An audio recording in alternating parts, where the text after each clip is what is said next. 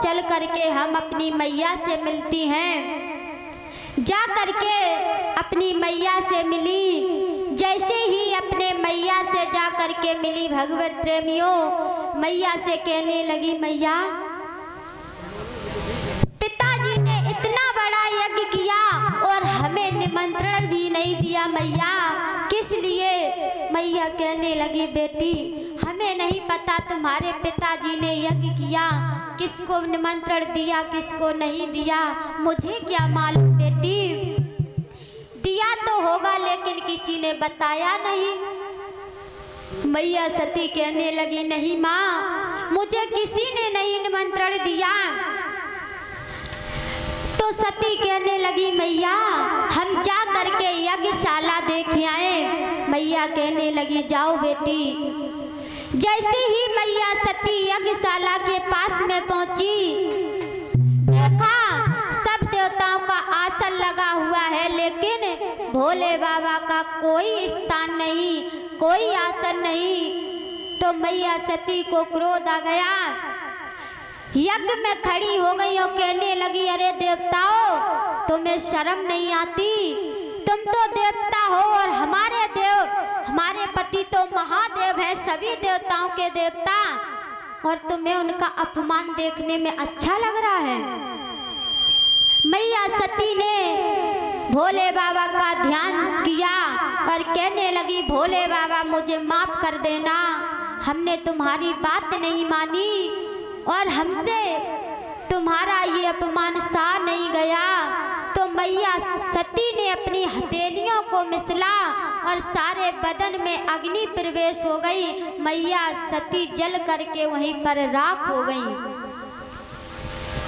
जब भगवत प्रेमियों मैया सती जल करके राख हो गई, जो भोले बाबा ने गढ़ भेजे थे, नंदी कहने लगे, अरे तुम्हें किस लिए भेजा था?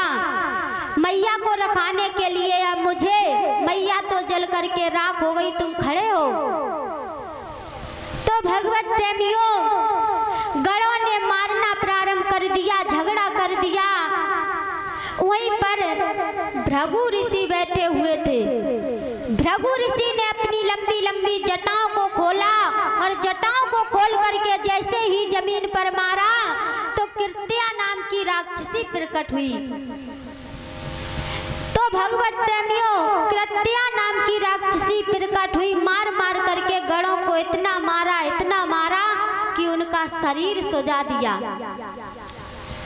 गढ़ लौट करके भोले बाबा के पास में पहुंचे। भोले बाबा ने देखा, भोले बाबा कहने लगे, सती कहाँ है? गढ़ कहने लगे, बाबा सती तो जल करके यज्ञ में राख हो गई और बाबा हमने वहाँ झगड़ा किया। तो वहीं पर भृगु ऋषि बैठे हुए थे, उन्होंने कृत्या नाम की राक्षसी प्रकट की, मार मार करके बाबा हमारा ये हाल कर दिया, देखो बाबा। भोले बाबा को क्रोध आया। भोले बाबा ने भी लंबी लंबी जटाएं खोली और पत्थर पर धड़ाम से मारी। तो जैसे ही धड़ाम से मारी तो वीरभद्र प्रकट हुआ। वीरभद्र नाम का राक्षस प्रकट हुआ। कहने लगे, बताओ बाबा किस लिए बुलाया है? भोले बाबा कहने लगे, जाओ जा करके राजा दक्ष के यहाँ यज्ञ हो रहा है, यज्ञ समाप्त कर दो जा करके। तो जैसे ही भगवत प्रेमियों ये राक्षस चला तो ऐसा समझ में आता है कि आंधी तूफान आ रहा है। जा करके राजा दक्ष के यहाँ पर पहुंचे तो भगवत प्रेमियों जैसे ही राजा दक्ष के यहाँ पहुंचे, जितने ही देवता लोग थे इतना मारा और राजा दक्ष का भी सर अगल कर दिया धड़ से।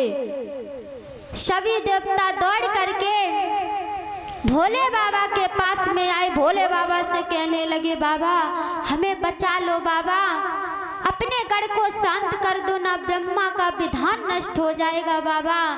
भोले बाबा दौड़ करके गए, अपने गढ़ को रोका। गढ़ को रोक करके सभी देवता लोग कहने लगे, बाबा ये दक्ष का यज्ञ पूरा तो करा दो।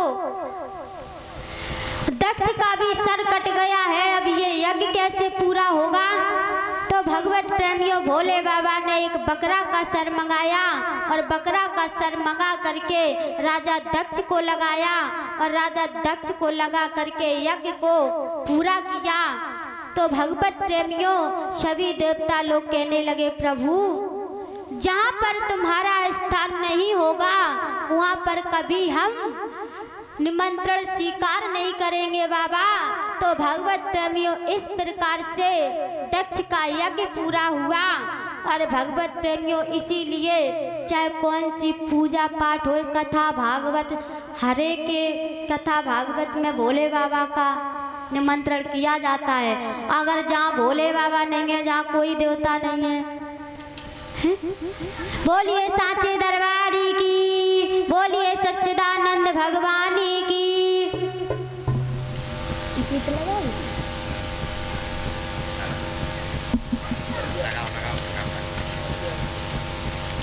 अब सभी लोग एक गीत बोल लेते हैं।